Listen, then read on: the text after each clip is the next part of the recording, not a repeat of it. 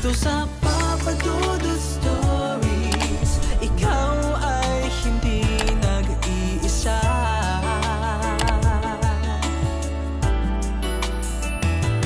Dito sa Papa Dudut Stories, may nagmamahal sa'yo. Isang maganda at maayos na gabi po sa inyong lahat, lalo na sa mga bumubuo ng inyong programa sa YouTube. Isa ako sa mga na-inspired na sumulat kasi ang gaganda po ng mga tinatampok ninyong kwento, lalo na yung mga kwentong pag-ibig at pampamilya. Bukod sa damang-dama ko ang mga wordings, ay kapupulutan din po ng aral ang mga ito. Kaya simula pa noong grade 7 ako ay nakatutok na po ako sa inyong programa. Papadudod, ako po si Adam Valentino, 16 years old at nakatira ako ngayon sa isang maliit na barangay sa bayan ng Antipolo sa Rizal. Wala namang masyadong exciting sa love life ko kasi hindi pa ako nagkakaroon ng girlfriend, bagamat meron akong naging crush sa school namin. Okay naman din ang pamilya ko. Masaya kami at nagkakaisa naman ang aming pamilya, kaya walang masyadong drama sa buhay. Kaya ang ikukwento ko na lamang sa inyo ay ang hindi ko makakalimot ng experience sa aking buhay. Isang kababalaghan na alam kong mahirap paniwalaan pero naganap ito sa totoong buhay. Papadudot, isa sa mga napakinggan kong kwento ninyo sa Papadudot Stories ay ang Premium Street Extension, ang pamagat, at doon ay bigla kong naalala yung kalye namin dito sa Antipolo. Sa totoo lang ay maraming misteryo ang bumabalot sa lugar na kinakatirikan ng bahay namin. Natatandaan ko paglipat pa lamang namin dito noong 2014 ay may iba na kaagad akong nararamdaman.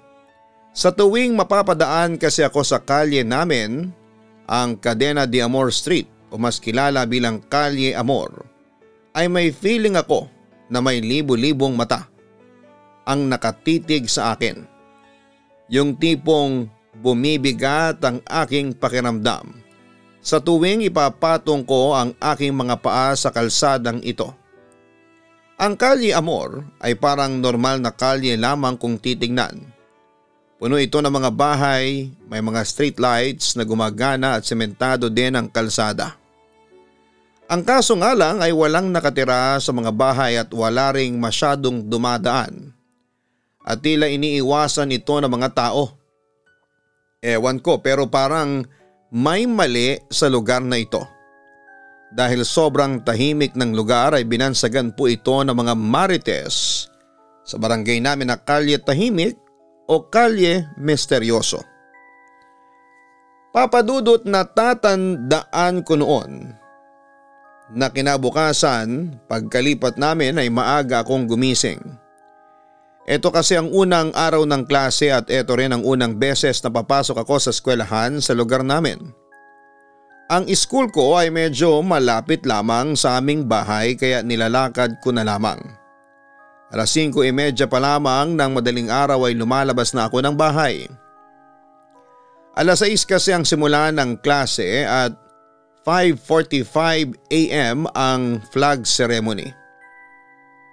Habang naglalakad ako, papasok ay napadaan na naman ako sa harap ng Kalye Amor. Nung pagdaan ko doon ay may napansin akong parang matandang babae na nakaharap sa akin. Pero noong tinignan ko ulit ay bigla na lamang nawala kaya inisip ko na baka guni-guni ko lamang yon. Nagpatuloy ako sa paglalakad hanggang sa makarating na ako sa aking eskwelahan. Maliit lamang ito at hindi masyadong karamihan ang mga estudyante. Sa pagdating ko sa eskwelahan ay nadatnang ko nang nakapilang mga estudyante sa school quadrangle. Naghahanda na para sa flag ceremony. At dahil sa hindi ko alam kung saan ako pipila, ay nagstay na lamang ako sa pinakalikuran at doon ako pumwesto hanggang sa matapos ang flag ceremony.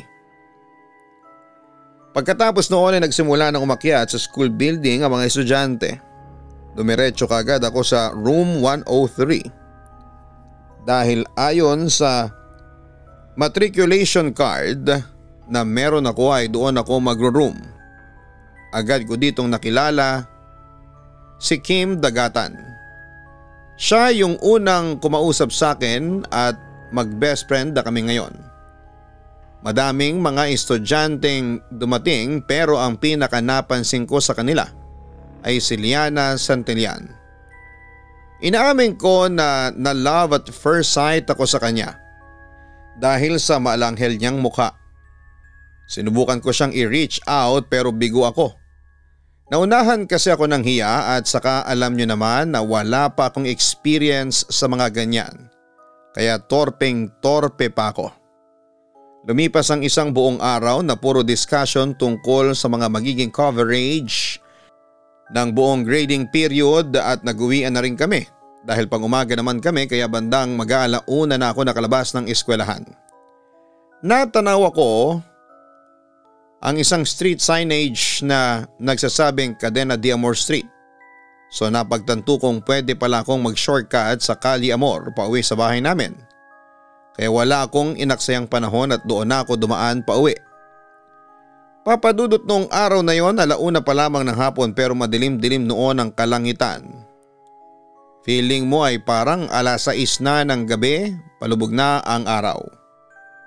Nakaramdam naman ako ng pagmamadali kasi naalala ko na wala pala akong dalang payong at yung mga ulap ay mukhang nagbabadyang magbabagsak ng malakas na ulan.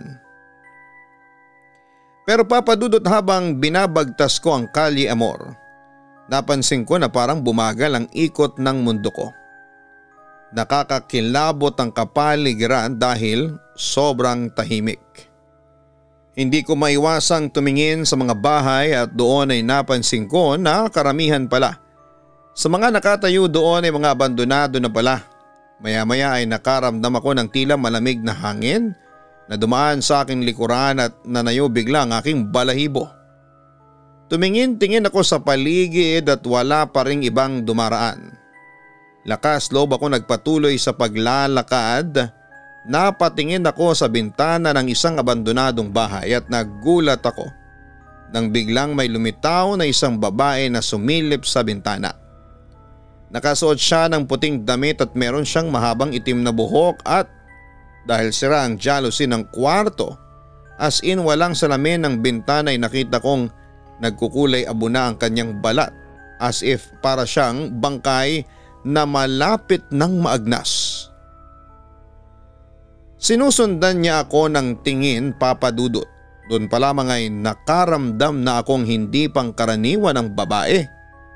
Kaya naman kumaripas na ako ng takbo at sobrang takot ko noon. Hingal na hingal akong dumating sa aming bahay. Nung kinagabihan ay nanaginip ako. Sa panaginip ko ay naglalakad ulit ako sa Calle Amor. Habang ako ay naglalakad ay may sumasabay sa akin. Ang sumasabay sa akin ay babaeng nakita ko kanina sa abandonadong bahay.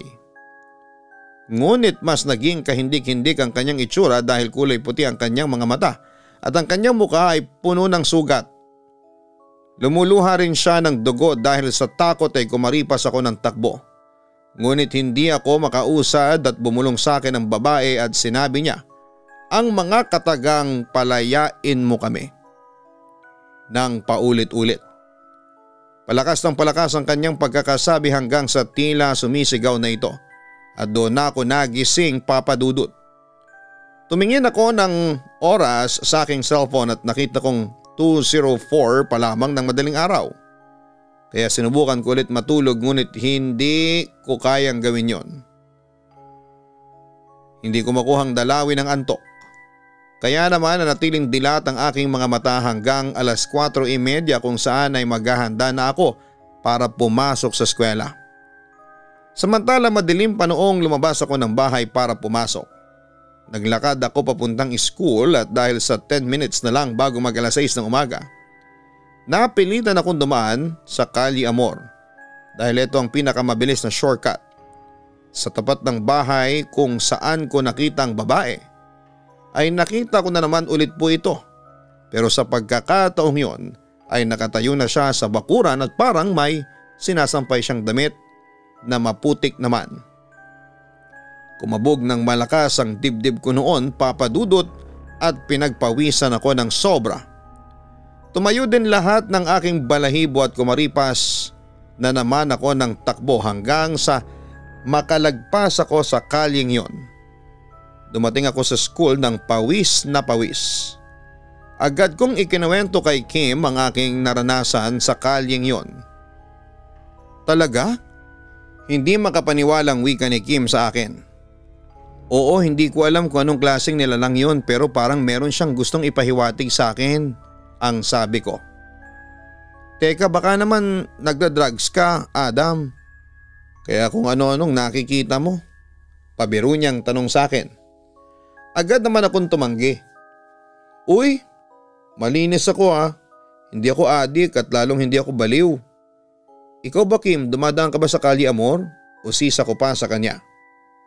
Pero biglang nagbago ang mood ni Kim pagkarinig niya ang sinabi ko. Nabakas ko sa mukha niya ang takot. Huwag na nating pag-usapan pa yan Adam, mahinang wika niya. Teka, pansin kong parang natakot ka. Nung binanggit ko ang Kalye Amor, minulto ka na rin ba doon? Balik ko sa kanya. Pero hindi niya ako sinagot at sa halip ay pinipilit pa rin niyang ilihis ang aming usapan sa ibang paksa. Nagtanong-tanong din ako sa iba na mga kaklase ko tungkol sa Kalye Amor. Ngunit wala sa kanila ang may gustong sumagot. Doon pa lang ay nagduda na ako sa kanila. Para bang may alam silang kasaysayan sa Kalye Amor. Pero ayaw lamang nilang sabihin sa akin. Nung uwian namin ay naglakas loob ulit akong dumaan sa kalye. Pag nakita mo ulit yung babae, subukan mo siyang kausapin. Sabi ko pa noon sa sarili ko. Napatigil ako sa tapat ng bahay kung saan ko nakita ang babae at tulad ng inaasahan ay nakita ko ulit siya. Nakatayo sa bintana na tila may hinihintay. Ate, pwede po ba kayong makausap? Pasigaw kong tanong habang nakatingin sa bintana. Nakita mo ba ang asawa ko, si Ferding? Tanong nito sa akin. Nagtaka naman ako. At dahil sa hindi ko kilala ang taong sinasabi niya ay binalik ko sa kanya ang tanong. Ferding po? Sino po siya? Tanong ko dito. Tinanong ulit ng babae ang tanong niya kanina at pinaulit-ulit niya ito palakas ng palakas din ang pagsasalita niya. Hanggang sa humangin na ng malakas. Tinakpan ko ang aking tenga at pumikit. Nang tumigil na siya sa pagsasalita ay kumalma na ang paligid at idinilat ko na ang aking mga mata. Pagtingin ko sa bintana ay wala na ang babae at maya-maya ay may kumalabit sa akin mula sa likuran. At pagharap ko ay nakita ko ang babaeng tumitirik ang mga mata at lumuluha siya ng dugo. Pasigaw niyang tinanong sa akin na nakita mo ba ang asawa kong si Ferding? Napaatras ako dahil sa sobrang takot, Papa Dudut. Hindi ko na rin mapigilan ang sarili ko na manginig. At katunayan ay naihina rin ako sa salawal. Pero na-curious din ako sa kanyang gesture. Ang kaliwang kamay niya kasi ay nakaturo sa kung saan, kaya naman sinundan ko ito ng tingin. Pagtingin ko sa direksyon na yon, ay nakita kong isang lalaking duguan, nakatirik ang mga mata at nanginginig-nginig pa. Kumaripas ako ng takbo ngunit hindi ko magawang makagalaw. Tila may humihila sa akin pabalik. Mga ilang minuto ang lumipas ay nawala na ako ng malay. Nagising ako sa isang kwarto at parang isang kwarto ng pulis dahil sobrang daming baril na nakadisplay. Tumingin ako sa salamin at ibang-iba ang aking itsura. Para kong isang lalaki na nasa edad 30 na, malaki ang aking katawan at mabalbas din. Maya-maya ay nakarinig ako ng putukan mula sa labas kaya agad akong lumabas bitbit ang isang baril. Sa labas ay nakita kong iba ang itsura ng Kalye Amor. Para bang nag-time travel ako sa sinaunang panahon. Pero hindi yung panahon na sobrang luma, siguro yung mga 1970s yon.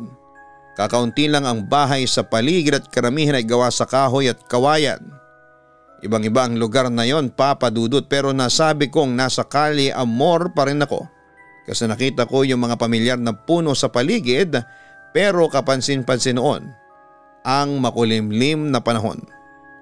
Tapos mamayang kaunti ay nakita ko na ang isang grupo ng mga bandidong lalaki.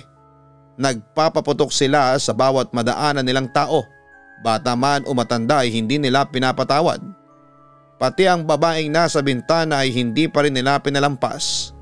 Pinaputukan ko ang ilan sa kanila ngunit bandang huli ay napatay din ako ng isa sa kanila. Nagising ulit ako sa tapat ng bahay. Hapon pa rin pero makulimlim na ang langit. Wala ding tao sa paligid nang magising ako ngunit maraming boses akong napapakinggan. Boses ng mga taong tilang nagpapanik. Nakakanig din ako ng mga putukan at iyakan ngunit walang tao sa kapaligiran. Kumaripas ako ng takbo at nakarating na ako sa bahay ngunit sarado ito at walang tao. Nagtaka ako. Iniisip ko kung saan nagpunta ang pamilya ko at saka never na wala ng tao ang bahay namin. Yung araw lang na yon.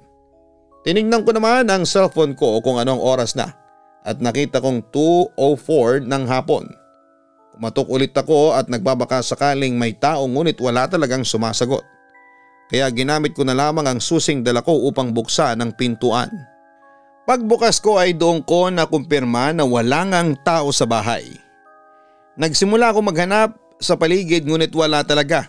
Pero papadudot mahirap i-explain pero bigla akong natauhan at natagpuan ko ang sarili kong naroroon pa pala ako sa Calle Amor at nakatayo. Napakamot ako ng ulo. Ibig sabihin ay nananaginip lang pala ako ng mga oras na yon na umuwi ako sa bahay. Dahil doon ay muli akong lumakad papaalis sa lugar na yon ngunit kahit saan ako magpunta ay pabalik-balik lang din ako sa street na ito. Sa bintana ay nakita ko ulit ang babae at tinuro niya ang gate ng bahay nila at bumukas naman ito. Pagbukas ng gate ay tumambad sa akin ang sobrang maliwanag na lugar. Pumasok ako dito. Tumambad sa akin ang babaeng nasa bintana kanina pero hindi na nakakatakot ang itsura niya. Hinawakan niya ang kamay ko at dinala niya ako sa isang kwarto. Sa isang mesa doon ay may susi at pinakuha sa akin ng babae ang susi at kinausap niya ako. Ikaw lang ang magpapalaya sa amin mula sa mundong ito, ang sabi niya sa akin. Ano pong ibig ninyong sabihin? Tanong ko dito. Dinala niya ako sa isa pang kwarto at sa kwarto na yon ay may malaking pintuan. Sa gitna ng pintuan ay may knob na nakalak. Binuksan ko ang pintuan gamit ang susi at nakita ko ang isang napaka maaliwalas na lugar. Maraming salamat dahil sa iyo ay makakatawid na kami, ang sabi ng babae. Bakit ba kayo hindi makatawid? Tanong ko ulit. Huli na naming natanggap ang pagkamatay namin, kaya hindi na kami nakatawid pa. Sabi ng taga-sundo namin ay makakatawid lamang kami kung may mortal na kaluluwa ang magbubukas ng pinto patungo sa kabilang buhay, sabi ng babae. Lahat ng kaluluwa ay pumasok na sa pintuan. Mamayang kaunti ay bigla na lamang akong nawalan ng malay at nagising ako sa isang ospital at nasa tabi ko na si mama at ang mga kaibigan ko. Anak, ano ba nangyari sa iyo? Tanong sa akin ni mama. Ginala ko naman ang aking paningin. Ma, paano po ako napunta dito? Tanong ko sa kanila. Yung kaibigan kong si Kim ang sumagot sa akin. 2 araw kang nawawala. Sobrang nag-aalala sa iyo ang mama mo kaya pumunta siya sa school natin para magtanong-tanong. Kaya sinamahan namin ang mama mo sa barangay at police station para maghanap sa iyo. Hindi naman ako makapaniwala sa aking mga narinig. 2 araw akong nawala? Talaga? Tanong ko. Tumango si mama bilang sagot sa akin. Oo, 2 araw kang hinahanap ng mga pulis at barangay. Umaga, gabi pero hindi ka nila makita kaagad. Buti na lang at naisip ng mga kaibigan mo na hanapin ka sa Calle Amor. Aniya. Naisip namin na baka nasa Calle Amor ka kasi tanong ka ng tanong sa amin tungkol doon. Kaya ayun, doon ka hinanap ng mga pulis at ng mga tauhan ng barangay kanina. Hinalughog nila ang mga abandonadong bahay at doon nga ay nakita ka nilang walang malay sa loob ng isang abandonadong bahay. kwento sa akin ni Kim. Ano ba nangyari sa iyo, Adam, at may umaway ba sa iyo? At doon ka nila dinala? Usisa ng mama ko na halatang nag-aalala pa rin sa akin. Ang totoo po niya na hindi ko po alam na 2 araw na pala akong nawawala. Ang natatandaan ko lang po ay may kausap akong multo doon sa abandonadong bahay. Yung babae na madalas dumungaw doon sa bintana sa 2nd floor ng bahay kung saan ninyo ako natagpuan. Kausap ko siya nung araw na yun. Nagulat naman si Kim sa aking kwento. Alam ko yung sinasabi mo, Adam. Nagpakita na rin sa akin yun, yung multong yun. Naibulalas niya sa sobrang excitement. Ang totoo niya ay kilalang kilala ang Calle Amor na haunted na kalye dito sa lugar natin. Marami sa mga kaklase natin ang minulto na rin doon. Dagdag pa niya. Wala na yung mga multo. Pinalaya ko na sila. Nakangiting wika ko sa aking kaibigan. Nagtaka naman sina Mama, Kim at ibang mga kaklase ko sa mga sinabi ko. At doon ay ikinuwento ko sa kanila ang naging experience ko at kung paano ko pinalaya ang mga multo sa Calle Amor. As expected ay hindi sila makapaniwala sa aking kwento, pero wala na sa akin yon. Ang importante lang naman sa akin ay ang makitang payapa at ghost free na ang Calle Amor. At yun nga, Papa Dudut, nakalipas ang ilang buwan. Nakita ko na lamang na ginigiba na yung mga bahay na abandonado. Yung iba ay nire-renovate para tirhan ng mga buhay na tao. Sa ngayon ay isang busy street na ang Cadena de Amor Street. Dinadaanan na ito ng mga tao ngayon at marami-rami na rin ang mga sari-sari store at business establishment na nakatayo dahil malapit nga sa school. Doon na rin tumatambay ang mga toda para mag-abang ng mga estudyanteng pasahero. Samantala kapag nagsisimba ako ay isinasama ko sa aking dasal ang mga biktima ng pag-atake ng mga rebelde noong 1970s. Nalaman ko lamang yon doon sa parish priest namin nang nakakwentuhan ko siya nang naging part ako ng church choir. Maraming araw namatay noong mga panahong yon dahil pinagbintangan sila ng mga rebelde na nakipagtulungan sa gobyerno para mahuli ito. At noong panahong yon ay napatay daw ng militar ang commander ng mga rebelde kaya bilang ganti ay minasakir nila ang maliit na pamayanan noon sa Calle Amor. Nang marinig ko yun ay nakaramdam ako ng lungkot noong una.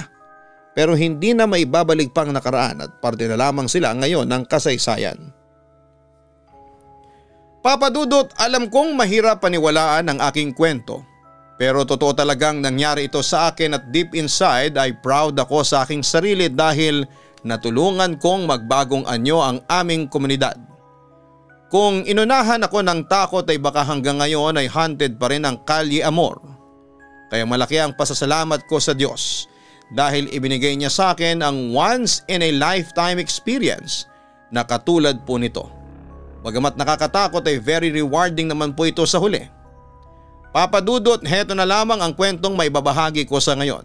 Sana po ay mapili po ninyo na i-feature sa inyong YouTube channel. Muli maraming salamat and God bless sa inyong lahat. Ang inyong kaibigan, Adam Valentino. Huwag pong kalimutan na mag-like, mag-share at mag-subscribe. Maraming salamat po sa inyong lahat. Ang buhay ay mahiwaga, laging may lungkot at saya. Sa Papa Dudut Stories, laging may karamay ka.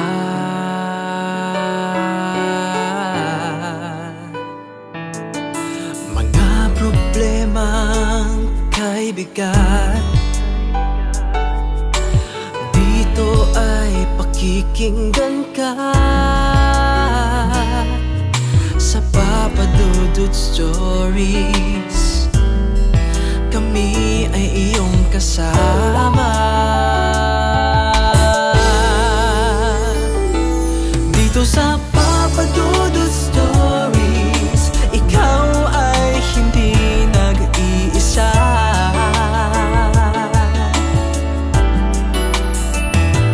Dito sa Papa Dudut Stories, may nagmamahal sa'yo.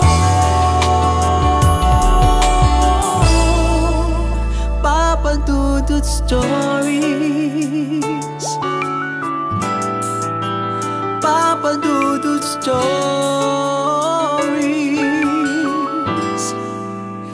Papa Dudut Stories.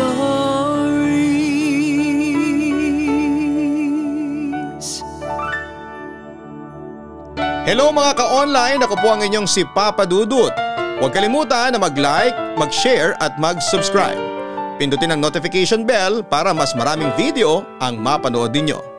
Maraming salamat po sa inyong walang sawang pagtitiwala.